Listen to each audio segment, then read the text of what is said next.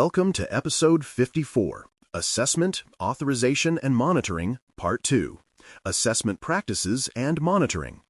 In this session, we move from understanding why the CA process matters to learning how it is performed with precision. Planning is the foundation of every successful assessment. A plan defines scope, roles, timelines, and evidence expectations before the first interview or test begins. Without one, assessments drift and findings lose credibility. A good plan also clarifies communication pathways, ensuring everyone knows when and how information will be shared. Imagine assessing a large cloud environment. If assessment steps are not synchronized across teams, results become inconsistent. Planning converts abstract controls into achievable tasks. It sets boundaries that protect objectivity while keeping effort focused on what matters most. Building from that structure, assessment methods, examine, interview, and test define how evidence is obtained. Examination means reviewing documents, configurations, or records to verify compliance. Interviewing gathers verbal confirmation from people who operate or manage the controls. Testing directly observes a control in action to confirm it functions as expected. For example, examining a password policy document shows intent. Interviewing an administrator reveals understanding, and testing the login system confirms enforcement. Each method supports the others. What is written, what is said, and what actually happens must align. Over-reliance on a single method weakens assurance, but balanced use paints a full picture of effectiveness. Choosing the right method for each control is both art and discipline. Complementing evidence review, interviews remain one of the most revealing methods in any assessment. They test both understanding and practice by hearing directly from those responsible for controls. Effective interviews rely on clear role selection, structured scripts, and corroboration with other evidence. For instance, when assessing incident response readiness, the assessor might interview the operations lead, compare statements with procedures, and validate through recent incident tickets. Leading questions and assumptions should be avoided. Neutrality preserves trust and accuracy. Interviews also serve as early warning signs when descriptions differ from documentation. They reveal not only gaps in compliance, but also gaps in communication. Conducted with respect and consistency, interviews turn conversation into insight. Testing then brings theory into practice by observing real performance. Each test must follow defined procedures, parameters, and checkpoints to ensure repeatable results. Suppose a control requires encryption of data in transit. A test might capture network traffic to confirm that encryption protocols are active and configured correctly. Parameters define what constitutes success, while checkpoints document each step. Testing should be thorough enough to demonstrate control function without disrupting operations. Proper test documentation includes the date, tool used, scope of coverage, and outcome summary. Repeatability is key. Another assessor following the same steps should reach the same conclusion. Rigorous testing converts expectations into measurable assurance. Supporting all this activity, tool selection and repository hygiene determine how efficiently assessments operate.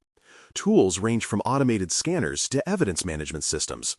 However, even the best tool can produce confusion if repositories are cluttered or poorly maintained. Repository hygiene means organized folders, clear naming conventions, and version control.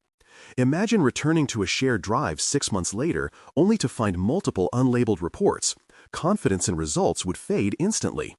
Consistent structure allows findings to be revisited, reused, and correlated across assessments. Tools and clean repositories amplify human judgment rather than replacing it. They turn assessment data into institutional knowledge rather than isolated snapshots. When findings are written, clarity and structure matter as much as content. A well-crafted finding describes the condition observed, the cause that led to it, and the effect or consequence if uncorrected.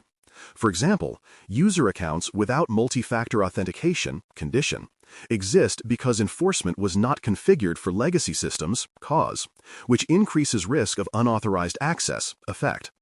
This structure eliminates ambiguity and ties observations to risk impact. Findings are not meant to accuse, but to inform. A reader should understand exactly what happened and why it matters. Standardized wording and consistent templates make findings comparable and actionable across systems and assessors.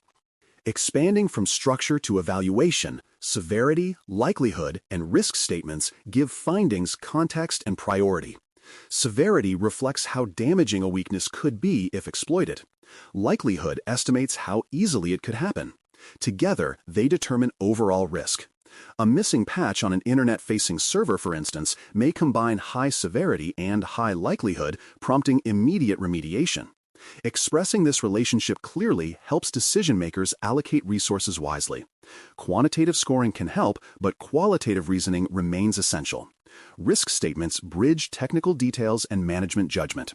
They convert raw evidence into decisions about what to fix first, sustaining a risk-based rather than checklist-driven approach. From there, monitoring outputs must link directly to the plan of action and milestones, often abbreviated as POA&M. This plan tracks identified weaknesses, responsible parties, resources, and timelines for remediation. Monitoring results feed into the plan automatically, updating status and closure progress. If a recurring vulnerability reappears, the plan reflects that reoccurrence and prompts further analysis. The linkage ensures that monitoring is not just observation, but follow-through. It integrates discovery, documentation, and correction into a single loop. Mature programs treat the POA&M as both dashboard and accountability ledger, where every identified issue has a visible path to resolution. Equally important is defining a reporting cadence and stakeholder briefing rhythm.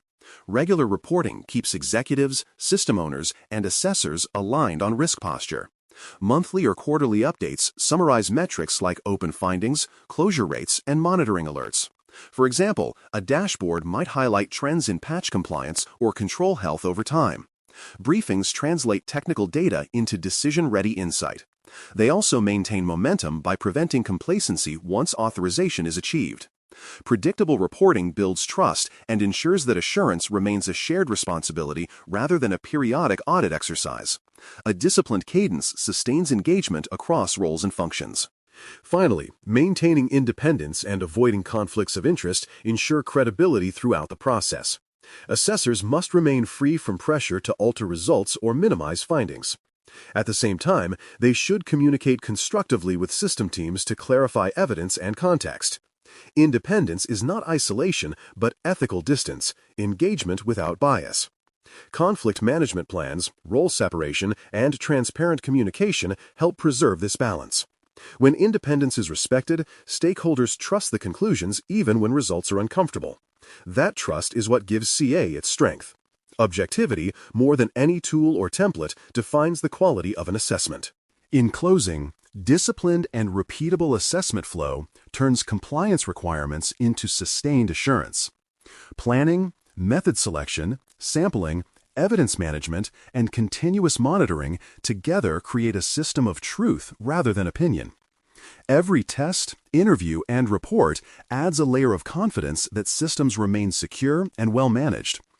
When organizations view assessment as a continuous learning process instead of a one-time audit, improvement becomes natural.